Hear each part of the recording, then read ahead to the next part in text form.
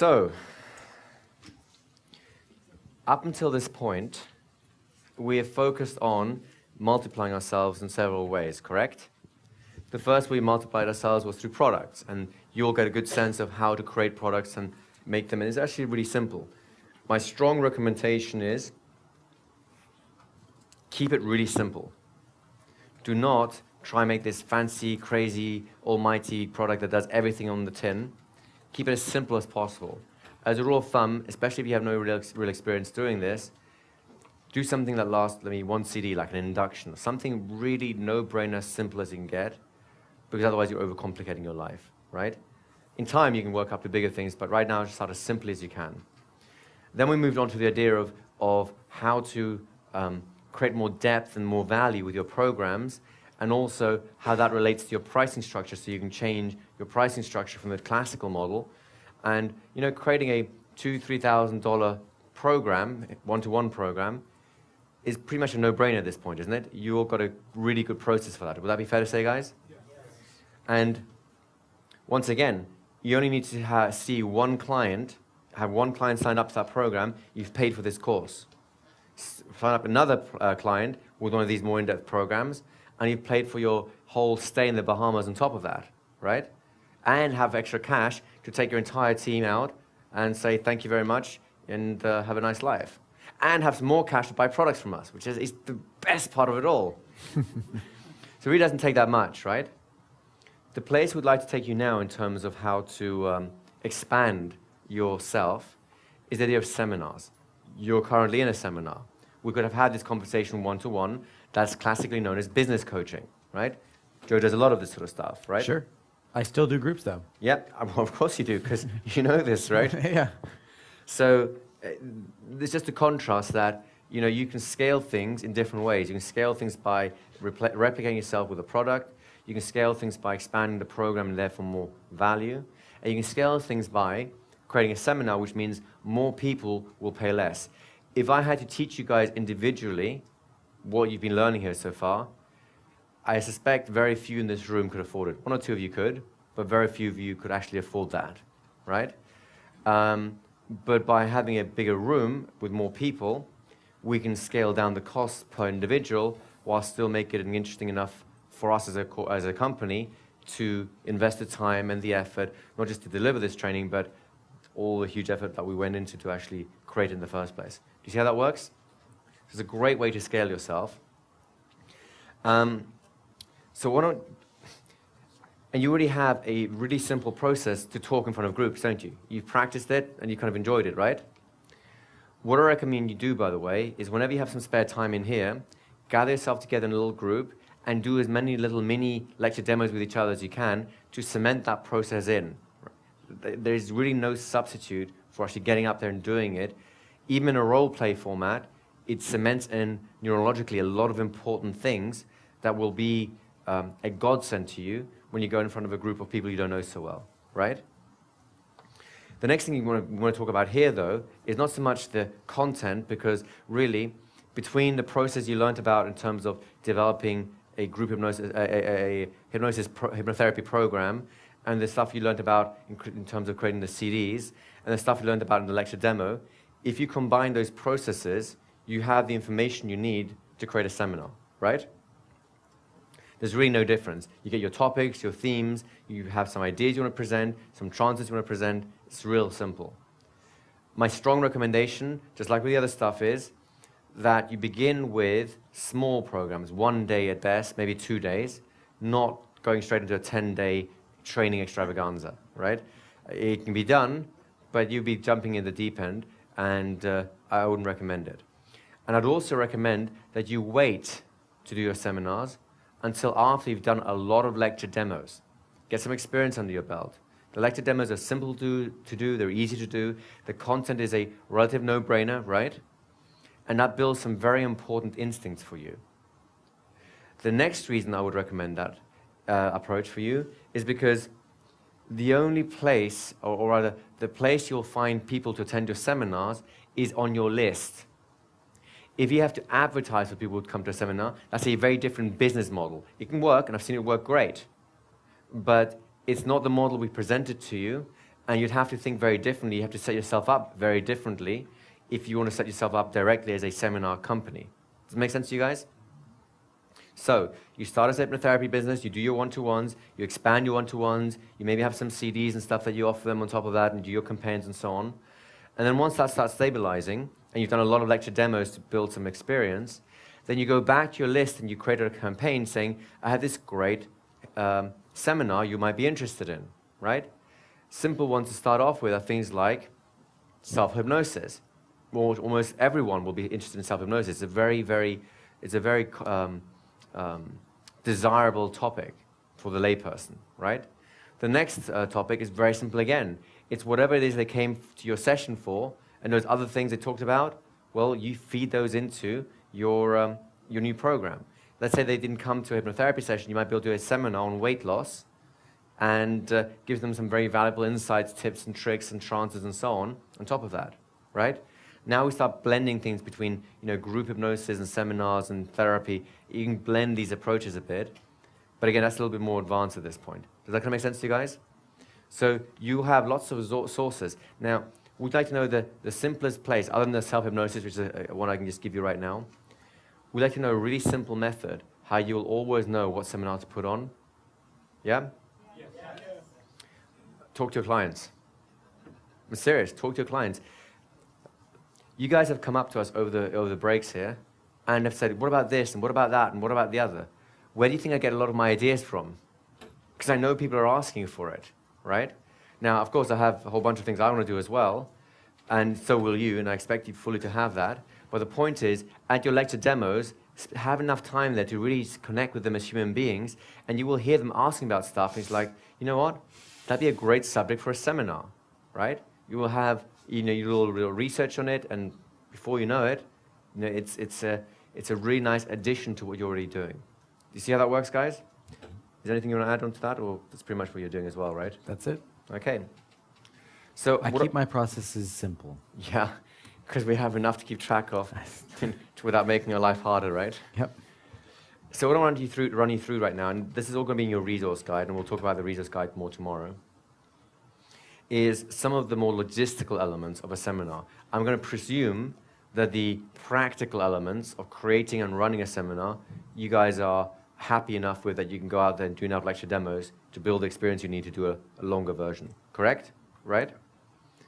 So here's some interesting logistical details you may want to know about. First of all, and again, this will be in your resource guide, but I want to just talk about it in case you have questions. What are the best dates? What are the best months in the year and days of the week to run a seminar? Believe it or not, there's a lot of data about this in the industry. There are some months which are great and some months which are terrible. The data I'm about to share with you is based on North America. In our experience, it works equally in Europe and Australia, so the more, the Anglo-Saxon, the more the Western world. I suspect it'll work similarly in South America and Asia, but I cannot tell you because it's not tested, and the data hasn't come from there, right? So here is a couple of things you need to know. One, if the participant is paying for the seminar themselves, and if the participant is sent as an employee from another company and the company is paying, different days and different times and different months will apply, believe it or not. So if someone's paying for themselves, the following months are the best ones: January, September, and October. And again, remember, this is going to be in your notes, so I'm just going to zip through them if that's okay with you guys, yeah? Then we have March, April, June, November, all in this order. February, May, and July are starting to get a little bit more tedious. And the months of death are, well, July, December, and August. The last three, good luck putting a training seminar on, right? We've done it. I've done a seminar in December, and it's worked, but we have to work a lot harder to get people into it. August, again, we've done them, and we may well do another one in August again soon. But again, it's a lot harder work. And by just coming a month earlier or later, going to September or October, for example, it totally changes things. It makes it a lot easier for people to turn up, right? If, on the other hand, employees are paying for it, if a company is paying for their employees to come, March, October, April, and September are the best months, in that order. November, January, February, June become you know, the kind of middling months. And May, July, well, particularly July, August, and December, again, same 3 months, are the months of death, right? The order changes slightly, but it's pretty much the same thing. Does that make sense to you guys? The one caveat I'll make here is, if you're in a specific niche or niche, those dates may well change according to the culture in that niche. For example, and this is just going outside of hypnosis for a moment, or it actually could be within hypnosis too, if you're working with athletes who are skiers, for example, or snowboarders, then you know December and August may well be much better months now, because you can actually do it on the slopes. You require snow to be able to do this, right? So certain niches or niches will change those dates according to the demands of that niche. Does that make sense to you guys?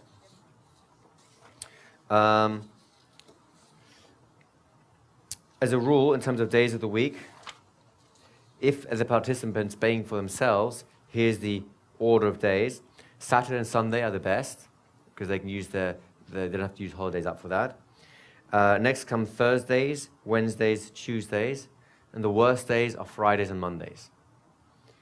On the other hand, as an employee, that looks very different. An employee, they want to use as much public company time as possible, right? So Wednesdays and Thursdays are real popular because they get a free weekend inside of it, right? Inside of the normal week. Tuesdays and Fridays are the next ones because they get to kind of extend their weekend. Saturdays next. They don't really like to work on a Saturday because they're in spare time. Believe it or not, Monday is worse. Everyone seems to hate Monday. Garfield was right. And Sunday is the worst of them all. People just want to have time off from that. So those are the dates of the week. This will be in your resource guide, so you can just look them up whenever you need to. You don't have to memorize this. But if you're going to put a seminar on, just bear in mind who's paying, like Joe was saying, who's paying the fee, and then plan accordingly. I don't anticipate you'll be doing we'll come to it in a second for me. I don't anticipate you'll be doing a great many seminars. Really, in terms of the model, we're thinking, 2 to 5 seminars in a year is plenty, right? It's a nice bit of extra cash. But in order to get to $1 million seminars and so on, the amount of effort you've got to put in, well, you have to structure the business in a very different way. It just looks differently. If your list is large enough, then you can get away with it.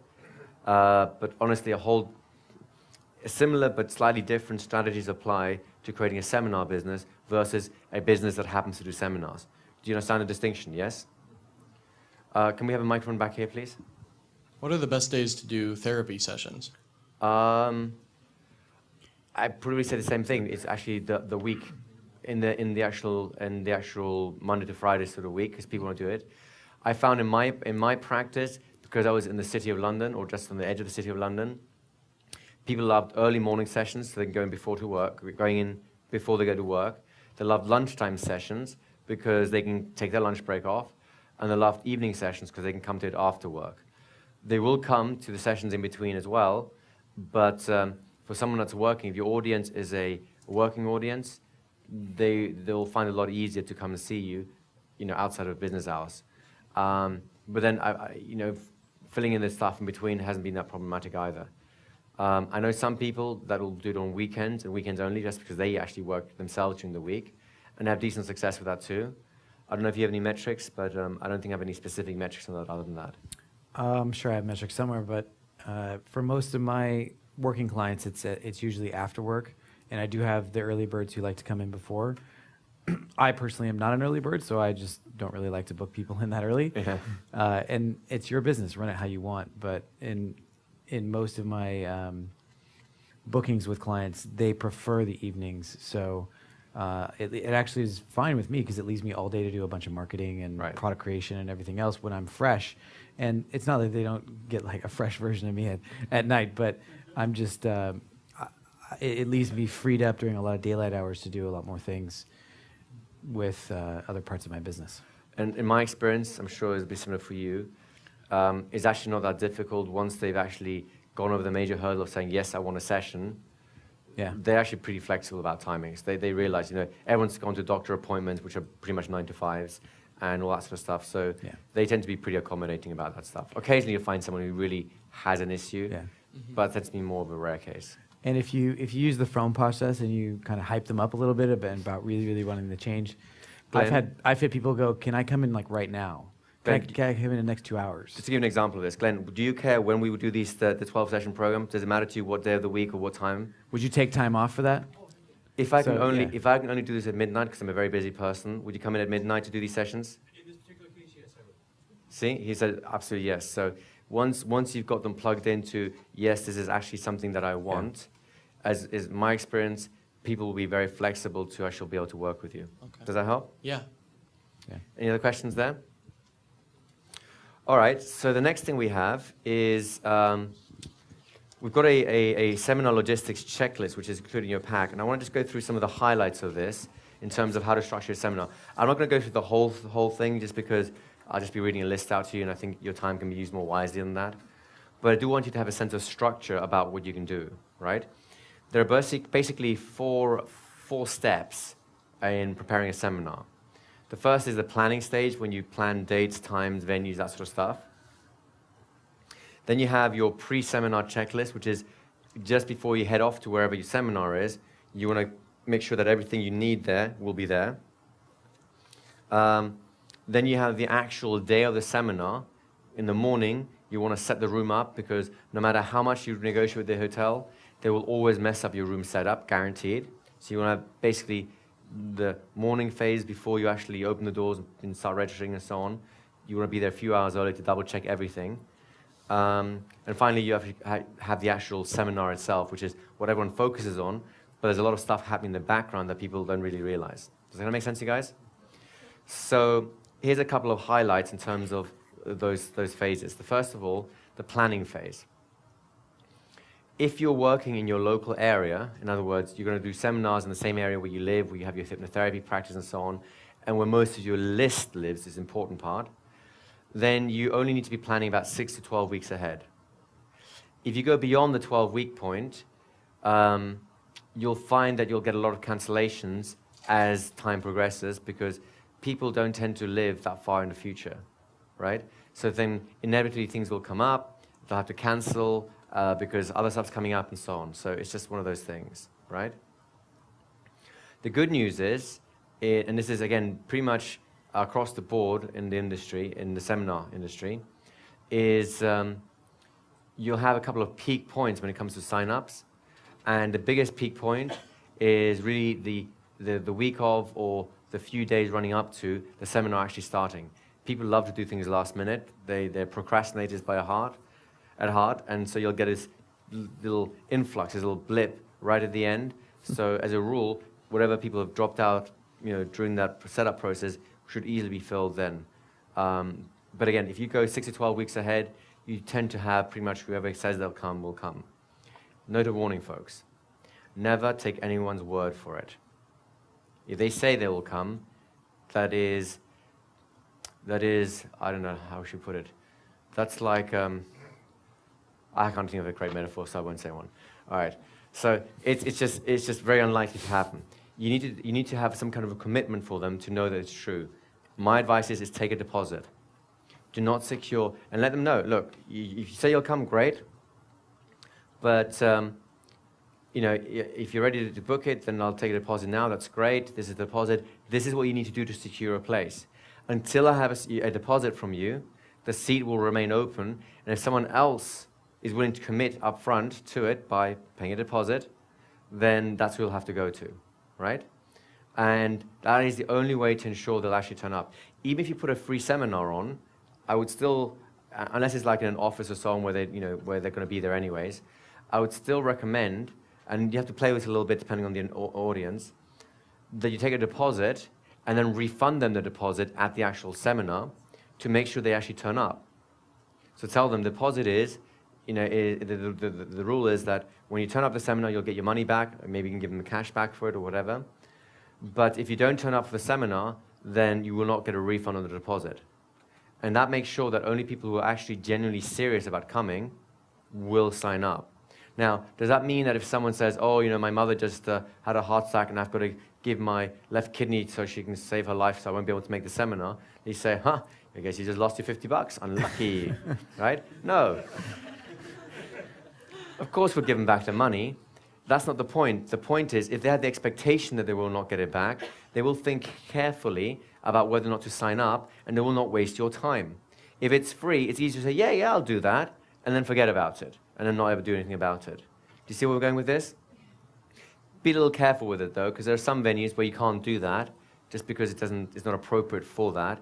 So you'll have to play this flexibly in terms of what the social context is, and so on. If someone else is organizing the group for you, typically, it depends how well they know their groups. They can tend to do a good job. You can always recommend the strategy to them and negotiate with them about that. That's something you have to play around with. There's no hard and fast rules on this. Do you have any experiences on that sort of stuff? My preference is always to get people to pay Yeah. for stuff. I think I was actually talking to Jess a few months ago or something like that, as we were preparing this seminar, and she said that she had maybe, what was it, like 60 people sign up to come to a free lecture demo that she had, and in her Wasn't it fun? In her circumstances, there was like, I think it was like a blizzard or something. Okay, Can 2 inches we of have snow, a microphone which up there? is- You may as well hear your story from the. So for me, 2 inches of snow would be a blizzard in Southern California, but in Pennsylvania, right? Yeah, it was in Philly, nothing. it's nothing. And how many people showed up? 10%. Yeah, 10%, right? 60 people said they'd come, 6 actually showed up. Yep. Right. That's pretty average industry standard, I'd say, Yeah. right? Now, If it's free. If it's free. If, on the other hand, even a $10 deposit, even if it's refundable, Right. And I People think I go- told you to charge something, right? Yeah, actually, it didn't occur to me to do it then, but I remember your New York seminar that you put on for free. It was still like, I don't know, $40 or $50 deposit. And what was really brilliant, and this is something to keep in mind, what Igor did was say, well, we'll either refund your money or you can use it towards one of the products. Yep. Yeah. we have our moments. What can I say? Right? Because this is a little more advanced, but we may as well deal with it seeing as it's there. It's an interesting psychological phenomenon, because even if they pay a deposit, that money in their mind has been spent. Gone. Yeah. If they get it back, it's like, oh, bonus money. It's like, you're doing your laundry and you find $50 in your pocket and you go, oh, wow, where did that come from, right? Your pocket, obviously. Oh, I thought it was the sock monster. Yeah, It said, exactly. Thanks for all the socks. Here's some $50. Yeah, he's buying your socks. It's nice of him, right? So, but then, seeing as they've already spent it, you might as well make them the offer. Say, look, we have all these products. If you want to have it, it might be less hassle for you just to take one of them, and and we'll take the deposit as payment. They've already spent the money in their mind, and they're going, that's a great deal. I get a free CD. That's kind of the logic that's going on in the back of their mind. It is. It's crazy, but it's true, right? Totally. So thanks for sharing that with the group. Now you've given my secrets away. But I always get people to pay, even if it's a token amount, like $5, $10. Right. People can afford it. They'll tell you that they can't, but they can. And even if you decide to give them a refund, the amount of people that will come if they've paid even just a token amount is much, much more. So you get the idea of that? Oh, can we just have a quick mic over here as well? Oh, and I also say, while the microphone's getting there, I never spend that money. I assume that 100% of people won't come, so I, make sure I have enough money to give them back. Absolutely. Put it on a special account where you're not tempted to use it, because it's very, very, very poor business practice to, first of all, not live up to your promises, but even worse, when money's involved, if you're not absolutely scrupulous about how you use someone else's money, it's a terrible thing. That's a very bad thing. If you get caught in that kind of scam type thing, I will disavow all knowledge of you. We'll burn all our records. We'll say, nope, he never showed up.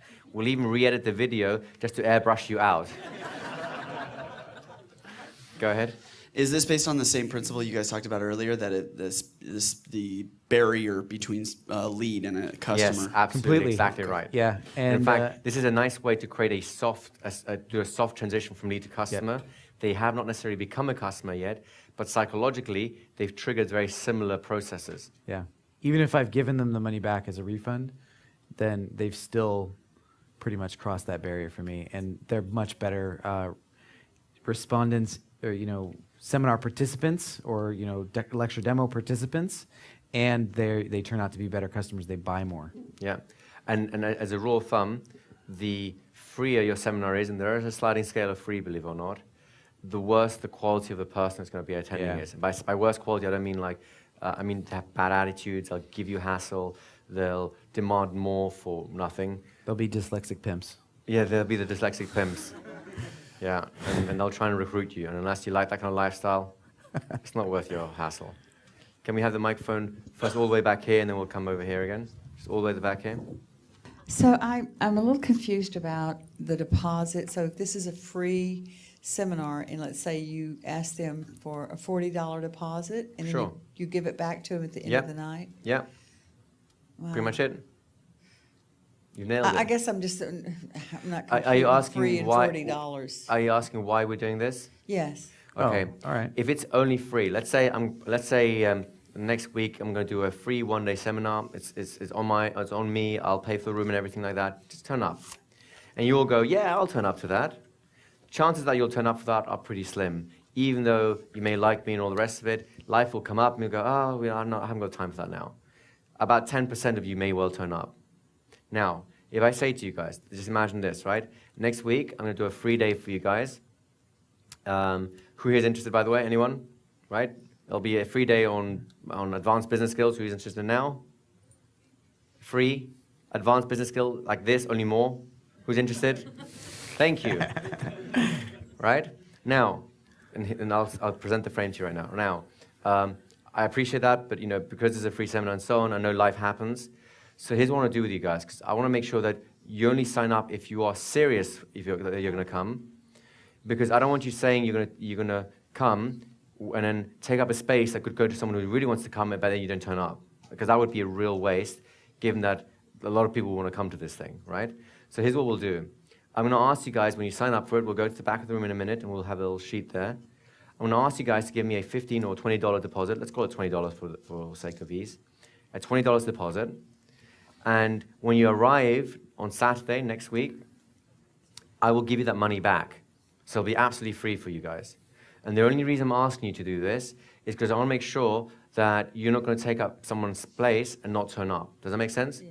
If you decide not to turn up, that's fine, but you're not going to get your deposit back. So you're basically paying me for not being there, right? If, on the other hand, you do turn up, I want you to come because this is valuable information, and I want to share it with you. So if you do, respect my time enough to turn up, then of course I'll give you the money back, and you'll have a great seminar too. Do you understand it better now? Yeah, that makes sense. Thank you. You're welcome. And over here was another lady. Who was it? Sorry. Okay. So we're good with the. Are we good with the idea of the free seminars versus paid for seminars and so on? Yeah. You guys want one quick trick that I used to do? I don't. There's another mic over here, please, whilst he's doing that. I don't do it too much anymore, but it is kind of a fun thing. Take their deposit, so here's some money, and go. You were going to give them a refund anyway, right? Actually, hand them some cash, and they're like, "Oh my God, Yeah. Thanks! Oh yeah. Wow, that's really great." See, and then Like magic. they get to keep it, and Nothing up my they sleeves. really love it. It's So, gone. Don't ask me if It's they make fun. it come back because I don't know. But yeah, this is very motivating. Even if they give you a check, make sure you've cashed it first, so that it actually is not a bad check. I just wanted to add that the weekend in New York, when you ask for $47 deposit that you will return, after we showed up, was kind of trust builder for me. For sure. Because if I come... Because we've proven to you that we're good to our Yes, word, right? exactly. Exactly. And at first I thought, oh, well, then they will tell me, no, you have to buy some products. Which we did. And when you did, but you didn't insist. You suggested that I might. It's the choice. That's the thing that people Right. appreciate, right? But since that, I never doubted your credibility. I'm shocked you doubted me in the first place. Go, leave. No, but that's really how it works, right? And it is actually, and this is one of the reasons what distinguishes a lead from a client. A client trusts you because that's why he gives you money. A lead doesn't know they trust you. They want to trust you, but they don't know if they can trust you yet, right? That's one of the worst things you can do. It's a huge betrayal of trust, is to not do with whatever cash, whatever they gave you, what you said you would do, right? So get the idea of the whole free seminar thing versus paid seminars. So a quick question there. The smaller demonstrations, I understand, but to go to all the work and expense putting on a seminar for free. Oh, right. Sorry. No, I'm not suggesting you do that. I'm just telling you, if you do that, here are the consequences. I fully recommend that if you do a full day seminar, you charge for it. I would rarely do things for free. Charge well for it too. Yeah, because you deserve it. So this is more an aside for things like lecture demos or things like that. Yeah. If you're going to, for strategic reasons, do it for free, expect a very low turnout rate from people who say they'll turn up, unless you do this whole thing. Now, this brings us to another point, which is, how many people can you expect to have in your seminars off the bat? Well, having around 20 people in a room is not unrealistic, except if you expect it to happen the first time. The first time you run a seminar, you'll probably get between 3 and 6 people. So you had a pretty average turnout there, right? Be happy about that, folks. Even if they're paying you, let's say it's $100 a piece for that day, that's still $600 you would never have seen before, right? How many people would like me to give you $600 in cash right now before you leave the room? It's not bad, is it? So, again, it's a question of, and it's not going to happen, by the way. Ha, ha, ha, ha, ha. You got it back. Yeah. Yeah. It's safe right here. Please, I'm sad enough as it is, so don't make me sadder, right? So, don't think that because the model says, you know, you do 3 seminars of about 20 people each, that happens straight away. It's a very realistic number, but you grow into that, right? And you have to learn how to position the seminars and what people want and all the rest of it, and then it becomes pretty much standard. Initially, you'll have 3 to 6 people, and be okay with that. Run your seminar anyway. It's great practice, right? And that brings us to the next point, which is, where do you hold it? A lot of people go to default to a hotel. And sure, especially for larger things like this is one of the hotels are the easiest venues for larger trainings. But I strongly recommend that it does not become your initial default place. Get a little creative.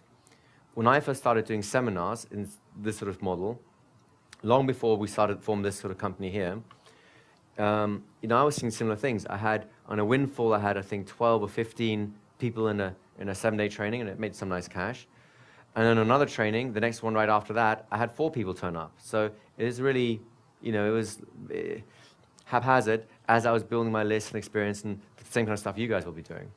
So rather than paying, I mean, what is it for a day in a hotel room nowadays here? $200, $500, depends on the hotel you go to, right?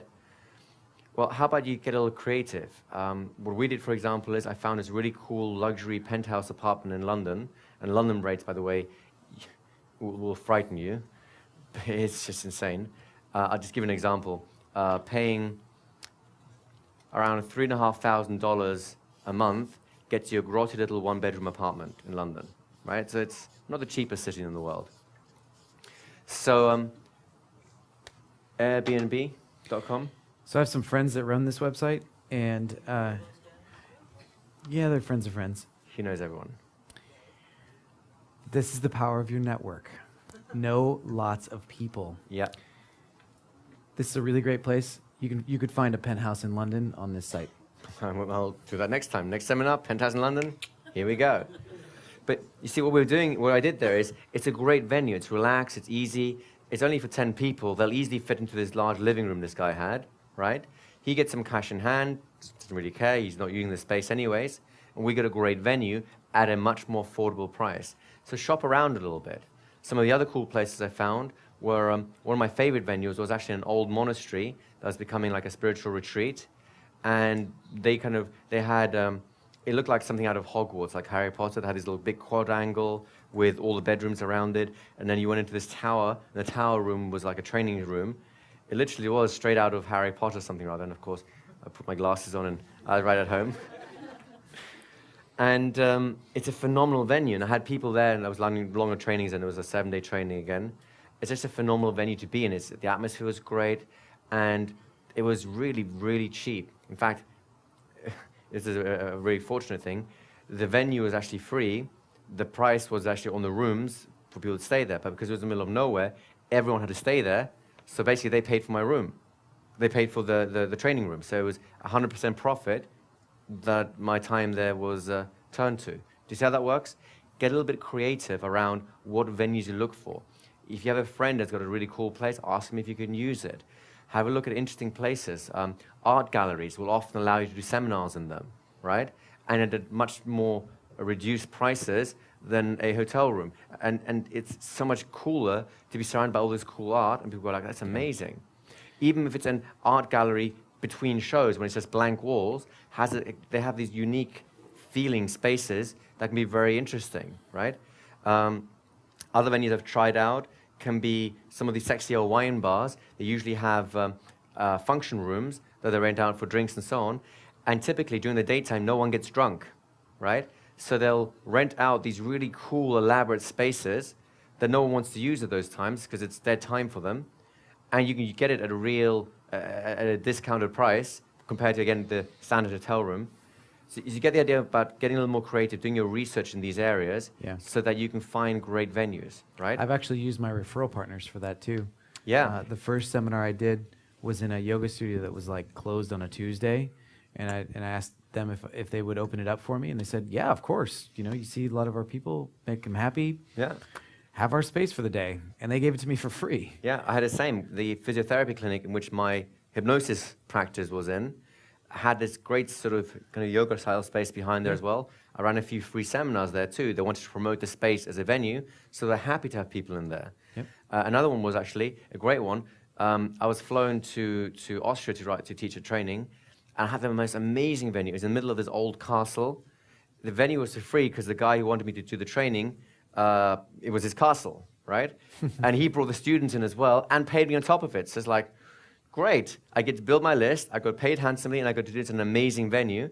So do you see how being a little bit creative about this stuff can make you very worthwhile? Hotel rooms are great, and they're an easy option, but don't necessarily use that as your default, especially at the start when things are expensive. Go ahead. Just one other idea about that is a lot of small towns have local theater groups, and if they're Yeah. not rehearsing Oh, or putting great. on a show, you already have the stage and the seating, so it's already set up. Yep, great spaces, right? So do you understand where we're going with this, folks? Yeah? Look around a little bit, and again, within personal network, the more you know your local area, the more these little places will jump up. And typically, they're just as clueless about business as a lot of you guys would have been before this. So they go like, yeah, no one really wants it. Sure, I'll take $100 for it, right? They get to use their space, you get a great space, everyone wins, everyone's happy. Very quickly? Can we have a mic back here very quickly? It might be useful for somebody. I noticed that libraries, Libraries are great. They give a conference room for free if you don't charge for that seminar. Libraries are great venues. And also adds to the prestige because it sure. looks like you're back up by them. For somehow. sure. Universities will often rent some rooms out as well. So you've got some options. Yes, folks? So there's only one thing I want to add in terms of this whole preparation phase. If you do use a professional venue, and that's typically hotels, there are some other conference venues, but they tend to be really for large-scale events, so you don't really have to get your head around those. With hotel rooms in particular, especially the more conference-oriented ones, so when you start getting into more 50, 100 type people sort of venues, which I really hope for you guys if you want to go down that route, you want to look at the contract with a fine-tooth comb, especially use the legal shield type stuff that we talked about before, because they will typically throw in stuff that is going to destroy you in terms of finances, right? Let me give you some ideas of the kind of stunts people have tried to pull for us, so that, on us, so that you don't have to suffer in the same way. First of all, if there's anything that starts with a U and rhymes with union,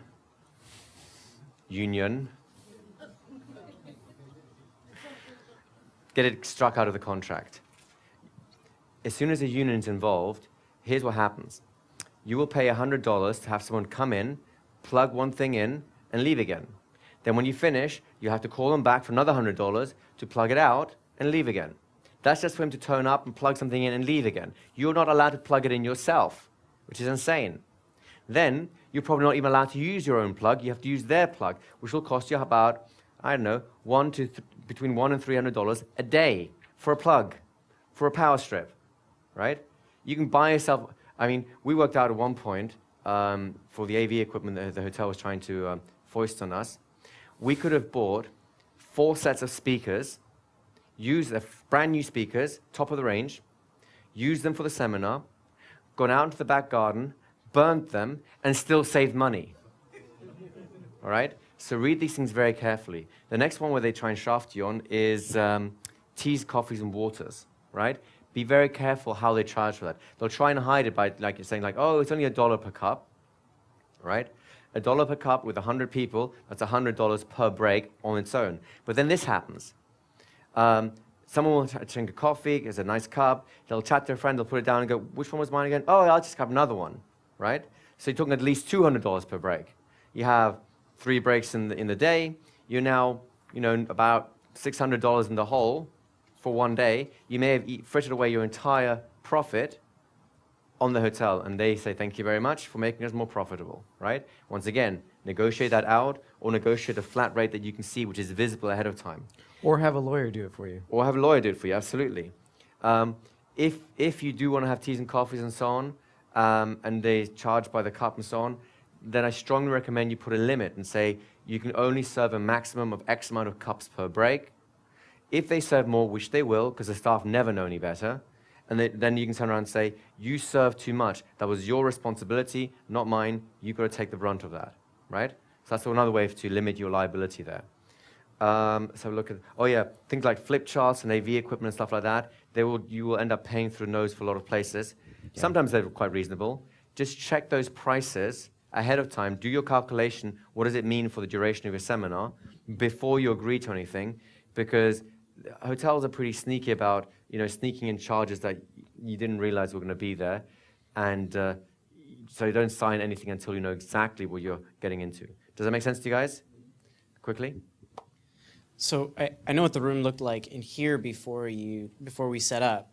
The lights and chairs, to get everyone, did you have to pay extra to get the lights and chairs in here by any chance? Hopefully the hotel staff is not going to watch this video, but we actually stole these from our rooms. Yeah, they're from our bedrooms.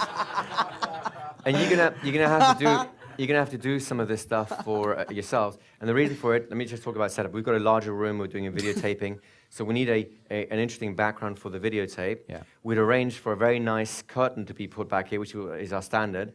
The problem is the hotel didn't tell us about this little bugger here, and the people with the curtains had stands, and we checked with them. Will these stands fit into the room? Because that's something you need to double check. Said, yeah, we've been there before, but they couldn't set it up here because they sort of set it up in the wrong place and the dynamics weren't right for what I wanted to do. So we had to get rid of the curtain, and now suddenly we have this big, blank, nasty wall. So, thank you, unconscious mind. Overnight, I figured out these lights might be a nice thing, and they worked like gangbusters. The FBI was here and left us a present. So, yeah. Oh, that was like I think we started setting up at 7 a.m., so it's pretty much around 7 we brought them in. Yeah. And it was literally an hour before you guys started registering that this came. So a lot of stuff will happen last minute, folks. That's just the nature of the game.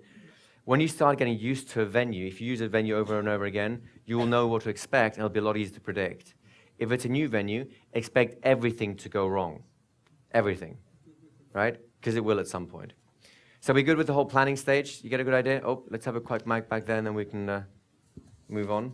One question as far as the lecture demos. Do you need to have your own sound equipment when you're going to different places, or do they have to supply? First of all, the scale at which you're working on, you will not need sound, right? 6 people requires no sound. 20 people requires no sound. 50 people, you might have to think about it, but I probably wouldn't do it with sound either. With 50 people in the room, I can kind of do it. Depends on the setup. Like this, I probably need sound because tables will absorb sound and you'll be spread further across. With you guys, we've got more than 50 people here, but around 50 people, you'll need some kind of a sound system. I know a lot of trainers who travel with their own sound system. If you can afford it, there's some Bose speakers which can travel very small, very compact, and you can take them everywhere.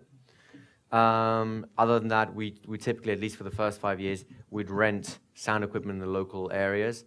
But then again, we check with the hotel that we can bring our own sound equipment in to make sure that that wasn't a problem with the contract. And it's pretty straightforward at that point. What might be useful is for you to have some sound in terms of like music for the breaks and stuff like that. That's a nice ambience. And yeah, you want to bring your own stuff in there. Nowadays, sound equipment can be real cheap. You can have these big speakers, in a little box, plug your iPod into it, and it can fill a room very nicely. The larger the room, the bigger the sound has to be. with 6 people, you want to have, and we'll talk about room space and sizes in a little bit later on, you do not want to have, like, imagine this. Have you all ever seen a cathedral? You know what a cathedral looks like? Imagine you empty a cathedral out, all the chairs, all the tables, and so on, and then you put in 6 chairs, and then you stand there in the front and talk to people in that cathedral. Who do you think is going to, how do you think that audience is going to feel surrounded by all that empty space? A little bit lost, a little bit inhibited, right? So we'll talk a little bit about how to shape space a little later today in this session, but it gives you a feeling for what we're talking about here, right?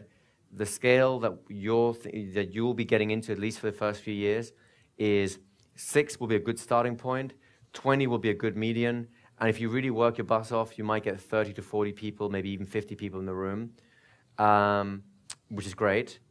And then you may just about start thinking about mics and stuff like that. Until then, I wouldn't bother. Yeah. Does that help? So you guys good with the seminar preparation stuff? Oh, yeah? do you want to talk about insurance at all? Okay, actually, let's have 2 more questions quickly, and then that was the question in insurance. Good. And did you have a question as well? To put up a seminar. For them? For them. Yes. Then you need to double check with them. Have your checklist of what you need. Double check with them. Then double check again. Then check who's going to be there on the day and check with that person rather than the person you organize it with. Then call up just again, just to be sure. Then on the day, turn up early, ask for that person, ask them, do you have all these things? Then show them to you, and then ask them to go and get the things that they thought they had but didn't. Okay, that was question 1. And guys, that sounds like a joke, but it's not. not. It's not. It is not. It is a fact. And what is the cost that you're charging them? We'll talk about pricing later on. All right. We'll add pricing later on. Right now, we just want to get the general gist of the things, okay? So you guys good? Do you want to say a few words about insurance? Get it. Okay, next point.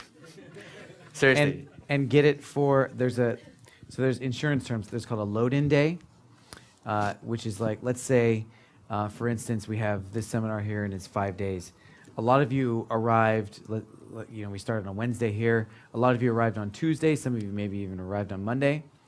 Get insurance for those days. Those are what's called load-in days, because if someone, slips and falls, hurts themselves, whatever, or if there's an insurance, what do they call that? An insurance incident or something, then you are still liable for those days.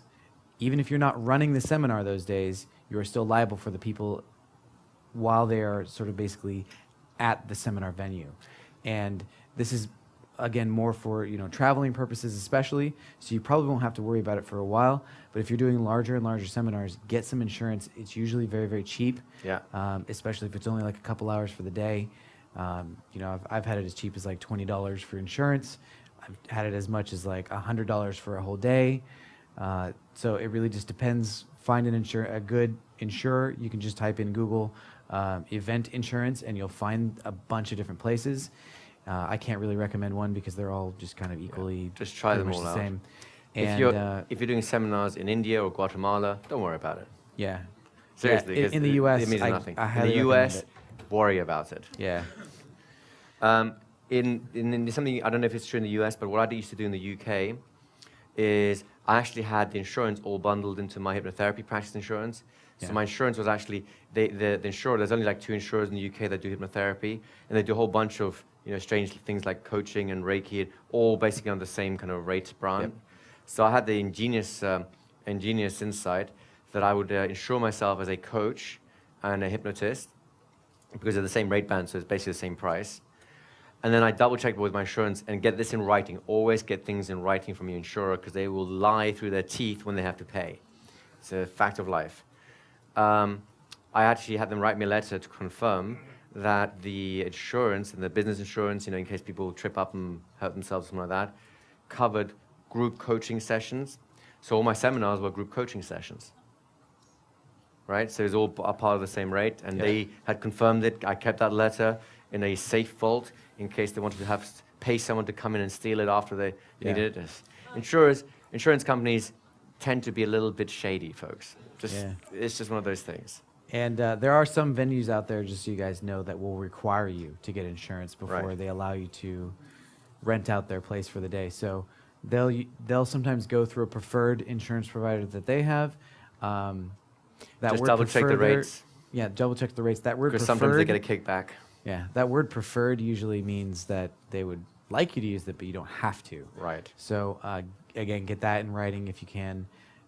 With all these hotels and things like that, different venues, get stuff in writing. Get a legal contract. Yes. Because you are entering into a legal agreement with these people. So Yes. you know, if you want to talk to me afterward, I can help you with that.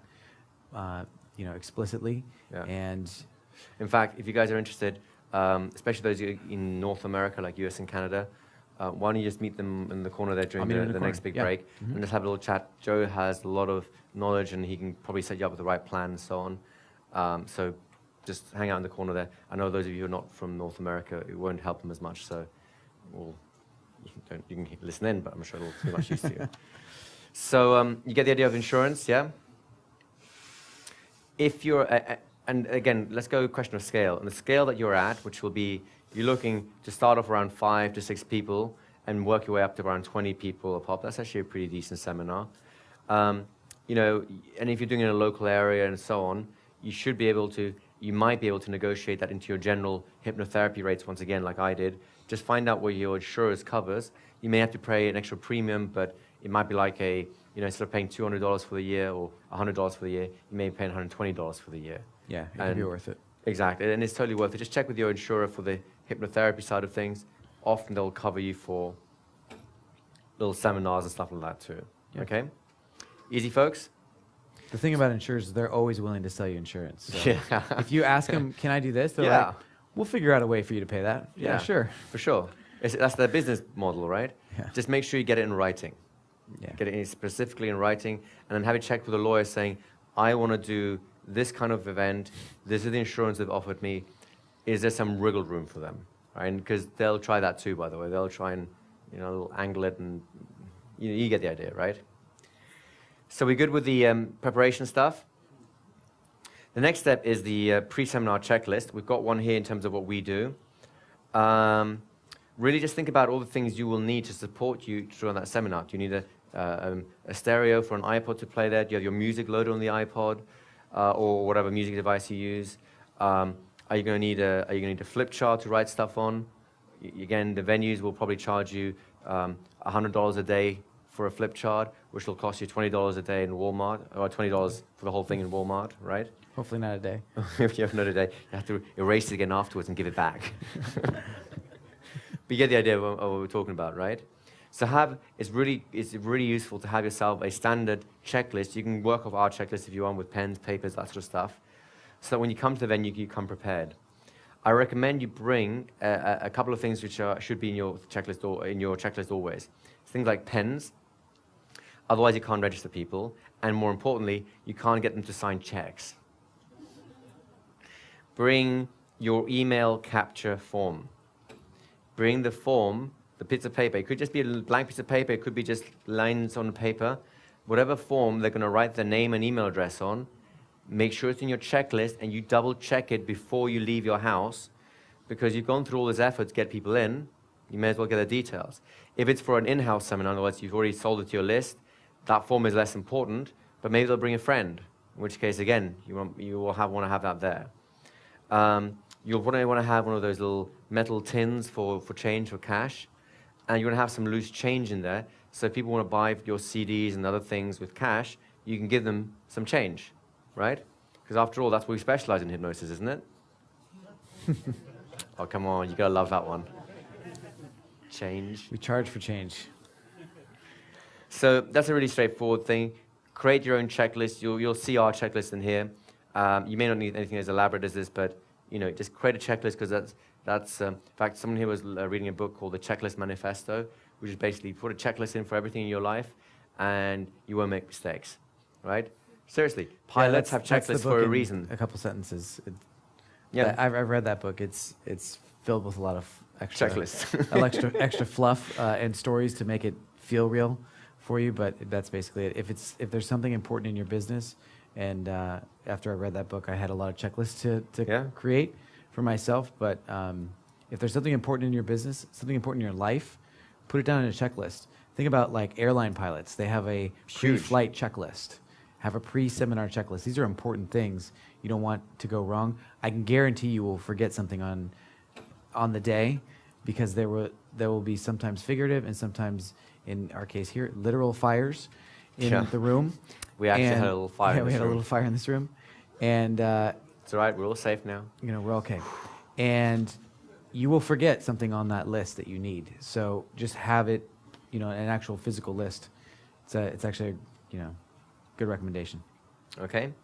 So now we come to the actual seminar day. My recommendation is you go to your venue, unless you already know the venue well and you know how they do things, go to your venue the night before or the evening before, arrange it with them to set up your room. Most hotels, if you're using a hotel, will make the room available to you the day before your seminar so you can set it up properly, right? Be present when they're setting it up, because no amount of charts, no amount of diagrams, no amount of instructions will get it anywhere near the shape that you want it to be in, right? They will always get it wrong.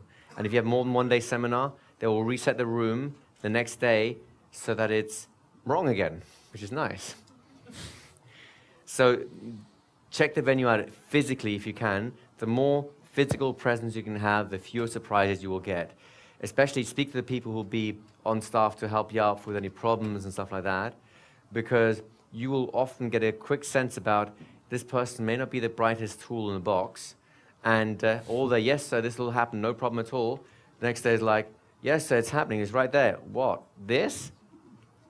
This is not a plant, this is a shriveled, dried up prune. That is not what we had agreed, right? So double check everything. Typically, because we do our seminars more on the travel, I'll turn up in a venue 3 or 4 days beforehand, partly because it's usually in a crazy time zone compared to where I've just been, and I need a few days to adjust. That's more my thing, so please feel some sympathy. Then the day before the seminar, we'll meet the staff, we'll have access to the room, we'll have a look at the space. If I can get a look at the space the first day, I will do. It gets me a sense of how I want to use it. Otherwise, I'll meet the staff on the day before. Typically the afternoon or evening, unless there's another function in the room, they'll let you go in and start setting things up. Set it up as you need to, order people around, it's always good fun. And leave the room looking how you want it to be in the morning. If you're going to have equipment, again, at first you won't need it. But if you're going to set up equipment, it's useful to set it up ahead of time. The kind of stuff you'll be doing, at least at first, will be real simple. You can just bring that with you. It'll be a tripod, your camera on top, and a mic leading from the camera onto you. Real simple stuff, right?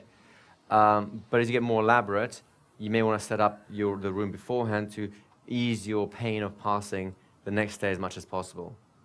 The next day, I would recommend you go in early. I come in at least 2 hours early. Depending on how much setup I've got left, I may come in as much as 3 or 4 hours early. At the last hypnotherapy training in LA, we were on a ship, and they had a wedding the night before, so we couldn't set up. We went in there at 5 a.m. to start setting up, and of course the hotel said, yes, 5 a.m., no problem. Nothing turned up until 7, which of course made things a lot more interesting in the speed setup. But at least we could set up our portions of what we needed to be done to save some time. So turn up early, set the room up again, double check everything, double check plugs. You have no idea about, after you've left your power outlet, sorry. Maybe they brought the cleaners in, they've unplugged your stuff to put the vacuum cleaner in, and then they haven't bothered plugging it in, or they plugged it in shoddily, so now it doesn't work. And suddenly you start the seminar saying, and here's my dramatic music. Music. Mute. Oh, well, 1 second, please. Don't worry. Right? Just double check everything, right? Check the plugs too, the actual outlets themselves. Yeah, exactly. You go to like a hardware store and get like a $5 electrical outlet tester that has some diagnostic lights on it. You just plug it into the plugs and make sure that they're working. I've had equipment destroyed because I didn't do that. Yeah. So it's just one of those things you learn. So get some rest the night before. Get a good night's sleep. If your seminar's on a Saturday, Friday night is not the night to go power drinking. Once again, I've shared a stage with a presenter who did pretty much that, and it doesn't reflect very well on you, right? And of course, I have since stopped sharing a stage with that individual. So it's just, these are the common sense things, but really keep them in mind for yourself for obvious reasons. Registration, depending on the number of people you have, you want to start registration early. As a rule, it takes, for every 50 people or so you have, it takes around half an hour to 45 minutes to register. So typically we'll start registration 60 to 90 minutes before the seminar starts. That's because we have larger audiences. When you only have 6 people turning up, they make them turn up 2 hours early to register and then hang around for 2 hours, right? You can usually do it, yeah, it's true.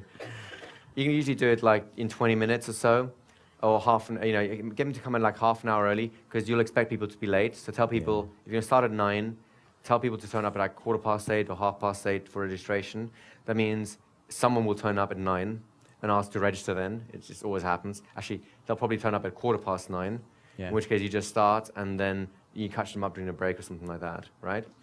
And that's pretty much it in terms of the actual preparation sort of stuff, unless there's something major. I mean, you've got more stuff in here, but it's really the main stuff. Do you want to talk about room layouts? Yeah.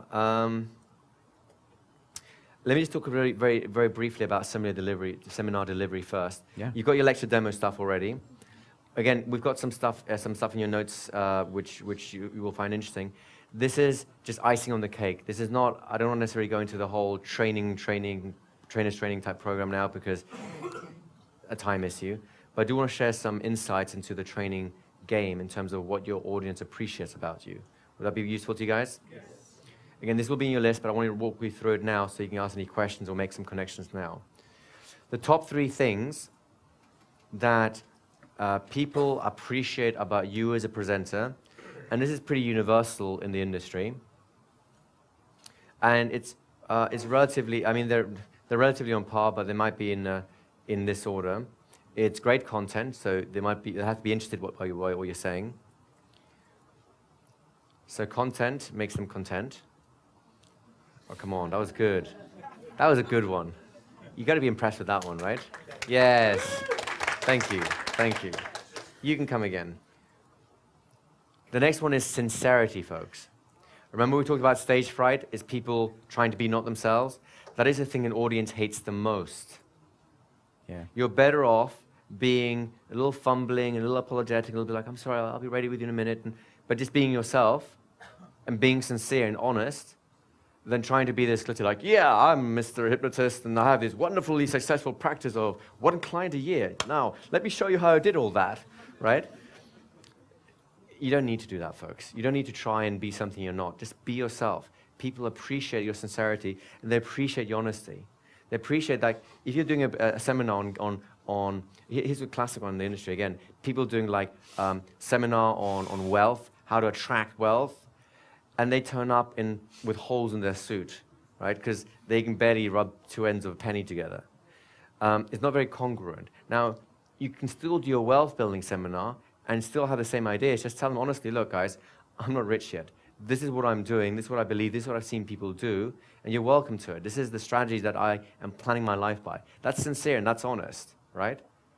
And a lot of people appreciate that. Some will go, well, you haven't proven it yet, so I'm not that interested. And others will go, you know what, I appreciate that. I might give that a go too. I see some value in that. But be sincere. And if nothing else, it makes your life a lot easier, right? And next is a sense of humor. It just takes the pressure off people. It relaxes things. Have fun with people. If you find yourself being a very rigid, serious person, well, you know, take a personality pill and you'll be all right. But no, seriously, you don't have to force a sense of humor. Just be laid back. Just imagine these guys are your friends because they will become your best friends. Remember, that's the whole model, isn't it? The empathy map makes them your best friends before they've even met you. So feel free to be at ease with them, to have a little bit of a joke with them and let them have fun and so on, right? The worst thing you can do, though, is try and force a sense of humor and all that kind of stuff. That just gets awkward and nasty. And, you know, have you seen that TV show, The Office? You know, that's great cringe humor, but don't live it. The next things people love, and this is the dichotomy. They love lists. You can get a nice little list out. They go, oh, that's great. The conscious mind is in love with lists, right? The more lists you can write on the board, the more they'll bow down and worship you. However, what they really want is transformation, which is what the experiences are about. So you basically do that dance between the conscious and the unconscious by giving them lists and processes and step-by-steps that the conscious mind gets to grab onto and go, yes, I get this. And then give them experiences, demonstrations, group processes that they don't understand, but they feel great about. And that is going to give you them, actually that's going to put you, those things alone will put you in the top 10% of trainers in the world, as far as I'm aware. They come for the lists, they come back for the transformation. That's exactly right. That's exactly right. Next, and this should be no surprise to you, engage the senses as much as possible. See things, hear things, do things. Doing is very important, right? And also vary your pace with them. If your seminar is always like this and your voice does not change one little bit because hypnosis is supposed to be a monotone and now I'm going to plug in my laptop to do the rest of the talking for me because I've typed up the text and the laptop can actually do quite a good job of being more charismatic than I am. You get where I'm going with this, right? Speed up, slow down, get louder, get quieter, get excited, calm down, go through an emotional roller coaster with them. That keeps the thing fresh and alive, right? Here's a rule that I live by, or we as a business live by, and I know Joe does this too. Promise them the earth and over-deliver. Never promise something you cannot deliver. And in my personal preference is to promise them as much as I can do, and then keep it a little bit secret so I can over-deliver them. Who right now feels that they've got more value than they thought they'd get before they came here? Right? So have I lived up to my ambition of over-delivering on my promises? And we made some pretty big promises, haven't we? Right? So this is the secret sauce, if you like, in a nutshell, in terms of our success in the seminar portion of what we do, is promise the earth and over-deliver. And then tell stories. Storytelling is great. Stories, there's actually a nice bit of research on this. Stories, word for word, carry more information than a textbook. People will learn more from a story than they will from an hour explanation. A 5-minute story can do more than an hour-long explanation. So tell stories. And the best stories to tell are from your personal life. But you can also tell anecdotes, from other people's lives, testimonials, so something your clients did, which is, of course, great indirect advertisement for your hypnotherapy session, too. Tell stories about, what happens in this particular field. Stories are one of the more fundamental human experiences, and currently in our society, they're a little bit undervalued, which is great for you guys, because you get to slip them in invisibly. They won't know really how powerful what they're getting is, but just like the transformation, stories are what transformation and experience does for the checklist. Stories do to just random facts. Does that make sense to you guys? Oh, and as a hypnotist, you have lots of stories that are easy to tell. We'd like to have a simple source of stories. Just look through the history of hypnosis. There are some crazy and amazing characters there. There's Erickson, Esdale, Ellman. Anyone who starts with an E will do. They had fascinating careers, and I'm sure you guys were fascinated by those stories when you read about them too. Would that be fair to say? Right? So just whack a few in there, and that's very engaging. It's part of the fascinating fact and storytelling. It just wraps it all in a nice parcel, right? There's a couple of other things that you can kind of look at them in your own time. The main thing I want to just add at the end here is, if you need more experience in terms of getting in front of a group and so on, there's a great organization that is pretty much around the world as far as I can tell. It's called Toastmasters. And there's another one called, is it Speakmaster or something like that? I can't remember. But anyway, you do have to pay a fee to do these. These are non-profit organizations, but they need to pay for space and stuff like that too. And they do a tremendous job training you in how to get in front of groups and being comfortable with it. I'll warn you, they have their own processes, so they want to they have a cookie cutter approach they want to put you into, and you may well have a better process in terms of the lecture demo and so on. So, take that training, go through that process for the experience, but then come back to your lecture demo because that's a proven, tested approach. Does that make sense? The last bit of advice is something that's very rare, but again, you need to know about, is what do you do with someone who's belligerent, right? Who people get afraid of this. Let me just tell you this, it's very rare. I really don't even come across it in my seminars, even though we do very large groups and so on. What we tend to get is either someone asking just annoying questions after a while, and the audience takes care of them for that. They'll go, oh, not you again, right? They'll do that. Don't laugh at yourself, it's not you. They actually like it. They do. Don't you appreciate these questions, right? Yeah, you see? That's for you. No, believe me, you'll know when you see them, because everyone goes like, oh man, not again. They start like shifting their chairs, start leaning back. They start desperately looking at the door, going like, well, the watch is going, maybe I can make it just before my brain fries. I can just make it to the door, right? That's really the worst I've had, and the audience takes care of you, takes care of them for you. Very rarely in the game you'll find someone who's actually belligerent or hostile, something like that. Here's my advice on that. Number one, treat them with respect. Treat them as politely as you can. Number two, try and resolve their issue as friendly as you can. Ask them, what is really your beef? They go, oh, what is this? Well, let me ask you, what is really going on here? Is it this or that? Or, it sounds like you had a terrible experience with someone. Can you tell me more about that? Because rarely do they actually, are they actually pushing back on what you're saying? They're usually remembering having had a really bad experience about something or with someone who did something that vaguely looked like that. And they're thinking like, there's no way that they can be true because that was terrible. And you're saying the same thing, therefore it must be terrible too. That's kind of their logic that's going on in the back of their minds, right? It's kind of regression, yes. They're actually doing a little abreaction in many ways. So find out what that is, and then separate what you're talking about from that. It's, oh, I understand.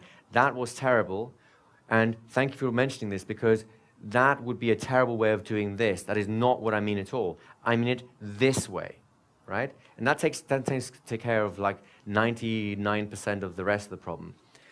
If someone is really kind of, and I've had to do this a few times, if someone is, for example, either on drugs or psychotic enough that they should be on drugs or anything like that, then you basically need to excuse them. My preference is if you can do it quietly, so during a break, take them to one side and say, look, this isn't kind of working out for us right now. I'm going to have to ask you to leave, but do it respectfully, right? Say, look, this might not be, I don't think you're ready for this sort of stuff yet. You point out behaviors, you're doing this, you're doing this, you're doing this, and that's ruining the group process. It's not useful for the rest of the group, so I'm going to ask you to go back, maybe do these certain things, do some meditation, do some of this, go see a counselor, and once you've sorted these things out, I'll be delighted to have you back in this group, right? But excuse them as quietly and politely as you can. If it's a small group especially, and you get back together and there's a place missing, just let people know what's happened, but in a respectful way. Don't say, yeah, he was a real bastard, so I kicked him out, right? Chances are, if they're acting really oddly already, people will already be shifting their chair away from that individual, and they'll appreciate, they'll feel relief that they've gone, but just acknowledge that relief. Just say, look, you may notice there was a chair missing, you may notice that this individual is going through some stuff, so his behavior wasn't the most useful in terms of what we're doing here. And we have agreed that he's going to go home and sort some things in his life out before he comes back to anything like this again, right? It's very respectful of that individual and allows them to save some face when they go, and it also lets the group know that you're not going to disrespect them no matter what happens. Does that kind of make sense to you guys? Very rarely will you actually have to deal with that in the crowd and ask someone to leave. By that time, if you're being respectful and really trying to help that person, the rest of the group will turn against and say, no, you go. It's time for you to leave. And everyone goes, yes, go. And I've seen that happen where the whole group turns on someone. It's very, very difficult for an individual to resist the group will like that. Does that make sense to you guys? Now, notice, just note that all these things I've talked about, these exceptions, are very, very rare. We work with relatively large audiences and we do relatively frequent seminars, and I've only had to exclude, exclude 2 people, right? And one of them had a serious case of psychosis. Yeah, seriously, you were there. So, it's not him, by the way. So is that good? So let's very quickly just flip through some seminar room looks, just very quickly in 5 minutes, so you can see what the different setups are. Again, you have notes on this. Okay, this is a yoga studio. This is a nice little layout. Yoga studios are great for hypnosis because people get to lie down and trance out. Notice how this has been set out, so you have people spread out nicely so they don't feel lost in the space, right? If you want to go to the next one. This is a classic ballroom setup. It's kind of what you have here. However, be careful with that space in the middle. You see that space in the middle? Tumbleweeds going through? That's going to make people feel uncomfortable. Have you noticed how you guys are pretty close together to each other. That's to create that herd instinct that makes you guys feel closer, a warmer connection, and so on. Originally, the hotel room had spread you all across the rooms, and you would have felt much more inhibited, much more less like contributing, and so on. So this is great. The tables are useful if you want to take notes, if you want them to write stuff. If they're doing more and experiencing more than taking down facts, my preference is get rid of tables. Any physical barrier between me and the audience is a bad thing. You will never see me behind a lectern unless it's physically incapable of moving it, right? And even then, I will not like it. I'll probably stand next to it. Do you get the idea of this one? So the next one then. This is more the ballroom in action. Aside from that space in the middle, which is basically dead space, this can be a very useful thing. It has that feeling of glamour and so on. That's what people associate with it. So it can be very nice. Next one again. This is interesting. If you have the top of the position, the top of the chain up there on the chairman's desk, that can be a very powerful position. Just realize that the two sides will tend to fire against each other. You've set a conflict up between the two groups facing each other, which can be useful at times. If you know there's two groups already present, do not let one group go on one side and the other group on the other side. Mix them up, right? Because otherwise you're going to go in for a really interesting time. My preference, again, is to get rid of the table because it's a barrier between me and the rest of them, but it's acceptable. This is the classic boardroom again there. This is my preference when it comes to ballroom. Do you see how we have the space in the middle taken up with the chair, with another table? It's exactly what you guys are experiencing here. And do you also notice how this space in the middle feels like a little bit of tumbleweed here? So you're kind of comfortable with this group, and you're comfortable with that group, but this space is kind of a little bit open. That's what we are planning against here. We're just doing this so people can get around easily. Right, so that's what this looks like. So that's really the opposite version, right? Now this you can do if you want people to feel very insecure about their ability to learn.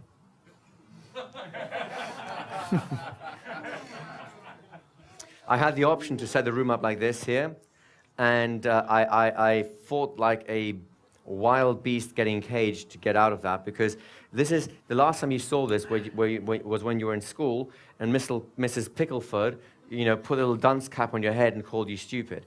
This is not a useful place to be unless you want to make people a little insecure. This is great, by the way, if you're working with people who think they know it all, right? Then you stick them in that, and then it softens things up a little bit, right? Right. But other than that, there is no way on earth I will put people through that again, because it was hard enough the first time around, right? So the next one. This is my preferred setup. Virtually all my seminars you see will be like a variation of this. Usually I'll soften this into like a U shape, but it's the same thing. It's just the seats, rather than being hard angles, will be kind of softened round a bit. So it's like more like an amphitheater sort of look. The amphitheater is a beautiful setup.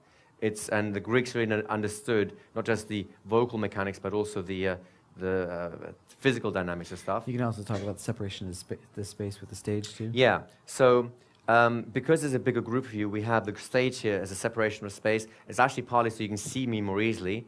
Down here, you see how it's a little harder to see me. But the beauty of this is, because I'm in physical contact with you guys, it feels more personal. And I actually want to get as personal as I can. But it diminishes. The people in the back can't get the same contact because I'm less visible, right? So the stage does that. If I'm running a smaller group, like for example a mentoring program, I'll have this same setup. And by the way, I want to have at least 2 rows, because there's some people who want to hide in the group and they'll go in the back. There's some people who want to be close to the guru and they'll go in the front, right? So you want to, even if it's like 6 people, I'll put 3 chairs in the front and 3 chairs in the back, to let that sort of dynamic occur. Does that kind of make sense to you guys? Okay, and the next one, very quickly. That's a classic theater setup. You see how the people on the edges kind of get lost a little bit. It works, but there's some slight disadvantages. Carry on. It's classic theater setup again. Okay, this is what you do when you hate people. This is all the disadvantages of everything put into one place. The only thing that's worse than this is taking the tables away and making a big circle, you know, the encounter group style thing. If you would like to encourage an ab reaction, put everyone in a big circle and have nothing between them and everyone else, right? You will see interesting stuff coming out. Anyone here do group therapy? It's a free-for-all. Right? Well, if you did the old school group therapy type stuff, ooh, not a happy place. This is the closest to Make it the even same make thing. it even worse. I call it the target. You put a Oh, person yeah. in the center. The person in the center is so screwed, it's unreal, right? So this is, if you really dislike your audience, I recommend you go with this one, all right? And I think it's pretty much it, isn't it? So you get the idea? So you have everything from start to Z. You've got all my big chunks in terms of insights. And really, the rest is up to you guys. You've got a process, you've got the insights, you've got the timing. Right now, it's just to build your list, make a campaign, offer a seminar, and get some cash. Isn't that nice? All right, guys. Thank you very much. Let's take a 15-minute break, then reconvene for some more magic mayhem.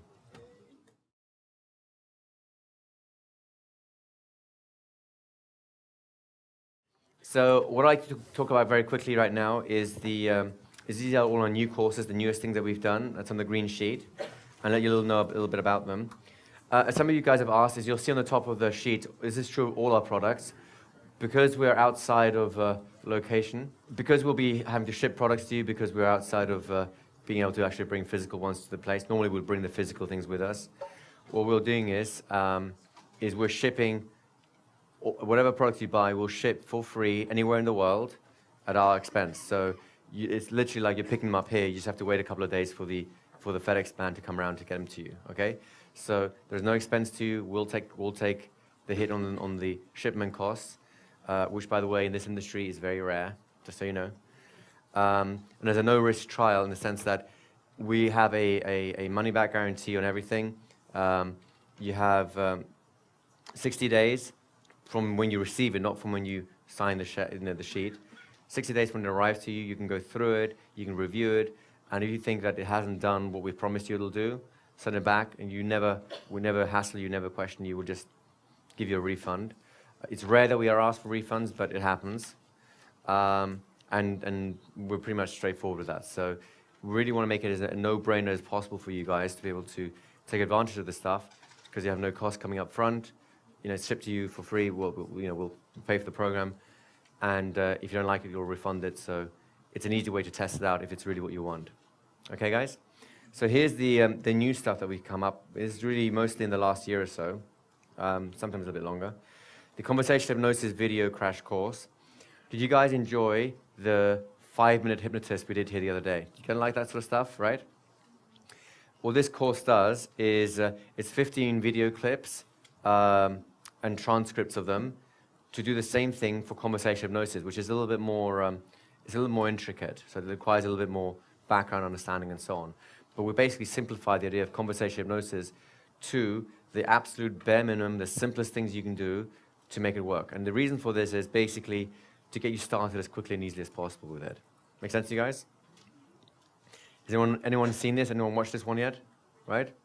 The Conversation Hypnosis crash course, the video crash course. Do you guys like it? It's pretty much what it says on the tin, right?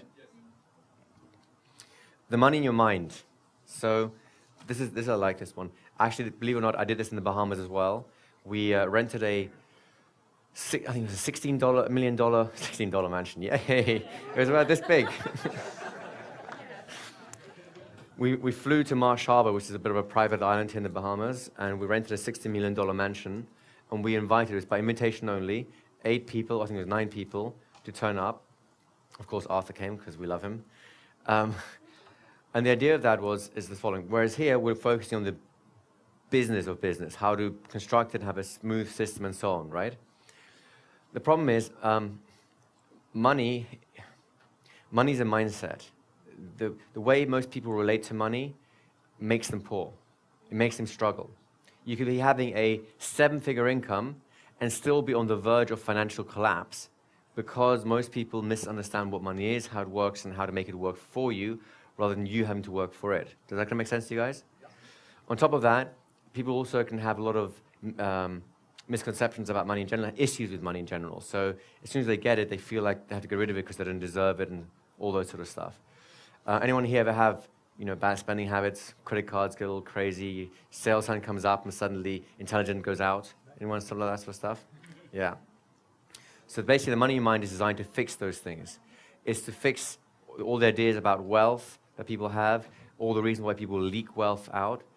Believe it or not, there's a great example we talk about in the money in your mind. There's a lady called Verna Oller, who never earned more than a minimum wage. So she basically was a fish, what are they called? Fish parer or something like that. Basically the filleter, thank you, fish filleter. For most of her life, and she did other some odd jobs like that too. When she passed away, she had over $5 million. I think it was $4.5 million, and that was right after the financial crash. It was like $5.5 million beforehand, or something in that range, right? So she's clearly looking at money very differently to most people. So what the Money in Your Mind does, it goes through those processes, those mindsets and so on. So if anyone has any issues with it, well, this is really designed to fix that. How many people here have seen it or listened to this course? Does it pretty much do what I've described it to do? Yeah? Oh, yes, it's great. Yeah? Has it helped you guys in terms of your own money issues and so on? It's very, very good. It's changed my perception quite a lot. And I've managed to go through the DVDs sort of 1.5 times. And now my son's stolen it because he saw the first one. And I'm waiting to be able to actually go through it again. It really is very good. On top of the DVDs, and I think there are 15 DVDs, I've also created special little hypnosis session, which we call memes, money expanding mind exercises. And these are designed to basically teach your unconscious mind to fix the problems, the main problems that underlie why people kind of run out of cash and stuff. Can we have the microphone over there again, please? So there's all kinds of different issues, and each of the 9 CDs have a whole bunch of different them. I believe there's 24 memes. Is that right, guys? Who you got it? It's been a while since I thought about the course. So about 24 memes, each one which deals with a different aspect of where people fall down when they have to get money and so on. Yeah. Go ahead. Actually, doing that course is what allowed me to afford this course. Phenomenal. I'm very glad to hear it. Yeah, because that's exactly what I want to have. I want you guys to be filthy rich, or as some people say, enormously rich, because there's nothing dirty about money, so you can buy more products from me. Come on.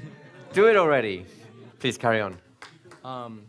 Yeah, basically I work as a music minister for a church right now, and it's okay money. It's not fantastic, but I've been able to put away $500 for what I call my oh shit fund. Yep. And enough investment is coming in that I'm able to, pay the installment for this trip. Beautiful. Thank you. And it's not like you're earning crazy amounts of money, but it's expensive to come here. Mm-hmm. So this is when you start thinking about money in the right ways, it's crazy what you can start affording. Can we get it over there to Robin in the back, or to Robin in the back there? Yeah, just another testimonial for that. It covers quite a surprising range of issues, and I think it'll really help kind of change your whole emotional attitude towards money. And yeah, I mean, since listening to that, I have savings. Yay! Yay! And that's pretty rare nowadays, isn't it? Yeah. Right? Yeah. Thank you for that. I appreciate it. So you all get the idea of money in your mind, right? Again, if Joe and I both wanted to be very successful, we've given you the business skills here, but if your money skills, if your relationship to money is not in the right place, you'll make a 6-figure income and you will leak a 6-figure income. I would hate that for you guys, right? So if there's any risk at all, again, I recommend you try that out. It's risk-free, so if you don't like it, if it's not for you, you can always ship it back. So it's not a huge issue there either, right? Is this the Money in Your Mind? Money in Your Mind, yeah. I'm going to have to try that one. I There haven't you even go. tried it yet. You'll love it. But you're already very wealthy, so... But, it can take you through another ceiling, maybe. Who knows? Next one is Conversation Hypnotherapy, Professional Hypnotherapy Program. Remember we talked about the DVD set the other day? This is the online version of it. And the online version is split up a little differently. It's over 32 weeks, and it's the same content, more or less, in terms of the videos. But we added some other content to it so that you'd have a more rounded approach. There's we have a whole bunch of executive summaries and extra materials that come with it. So it's a proper home study course that leads you through it step by step by step. And it's entirely online, so it's a little cheaper to deliver than through the DVD set. And also you can, of course, have a payment plan, which makes it a lot easier to afford. And that's basically the easier way to get through into it if you don't mind watching videos and stuff like that online. So there's a little more content. It's structured for you, so it's easy to go through in a 32-week program. So it's a slightly different offer from the DVD set. But the content's more or less the same, just a few extra bonuses thrown in there. Make sense to you guys?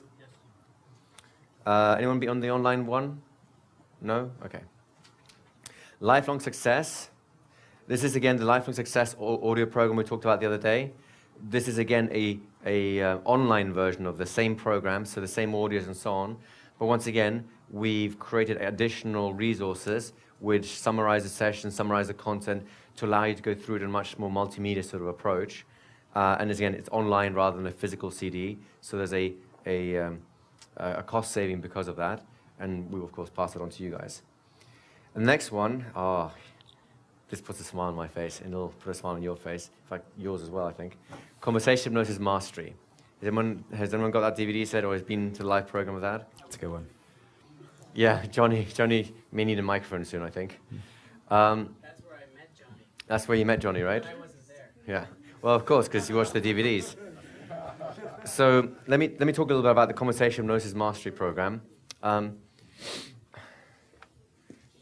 There's a couple of routes to this. First of all, someone said no one will come to a 10-day program, so I thought I'd prove them wrong, right? Secondly, I've always wanted to be able to go really into depth when it comes to things. I prefer depth. I like breadth as well, but I want to really drill into things. I hate just skimming the surface saying, look, there's so much more, but we don't have time for that now, right? So the Conversation Hypnosis Mastery was basically where I got to do that.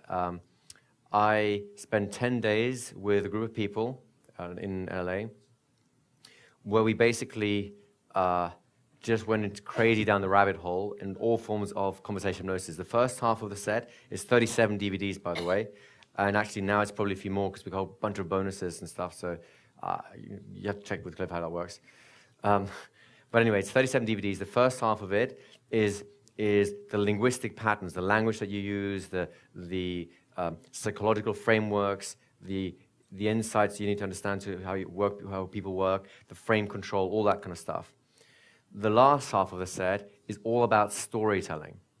And we do storytelling that very few people outside of maybe those who work with Robin back there, who's an immense storyteller, know about, have done, right? To the point where people are telling each other stories. This is not a therapeutic training. This is a general influence and persuasion training. But people end up telling each other stories in this training where they came out of it saying things like, I have no idea what just happened, but I've just resolved some major issues. So, and they're thanking their partner over a simple exercise, right? So, Johnny, do you want to say a little bit about that, seeing as you were actually there? You will hear and see him a lot on the tapes. I've been to a lot of trainings since I picked up my first hypnosis book at 13 years old. And then, of course, I know that the rest of you guys, you begin to rate the conferences in trainings and workshops you've been to over time. This is, to date, aside from trainers training, in the top 3 trainings I've ever been to in my entire lifetime. And I've met 2 of my currently my closest friends on the planet, and one of them is my business partner. Yeah. At that training. It was unbelievable. Hands down, if you don't own this, you need to get it tomorrow. Today. Now is the time for action. Sign. As soon as your signature's on the form, you got it. Okay, good. Sign it now. So, anyone else want to say anything about that course? We were on it or did it over here? Yeah, it's a magnificent training program, and it went step by step for everything from how you look at a person's shoes and determine what they're doing and which way they're moving and what their intentions are, to how you tell people about brushing your teeth in the morning and make that an interesting story. Yeah. So it's really amazing. Thank you. Oh. I just want to second that. It's absolutely amazing. It completely changed the way I do hypnosis.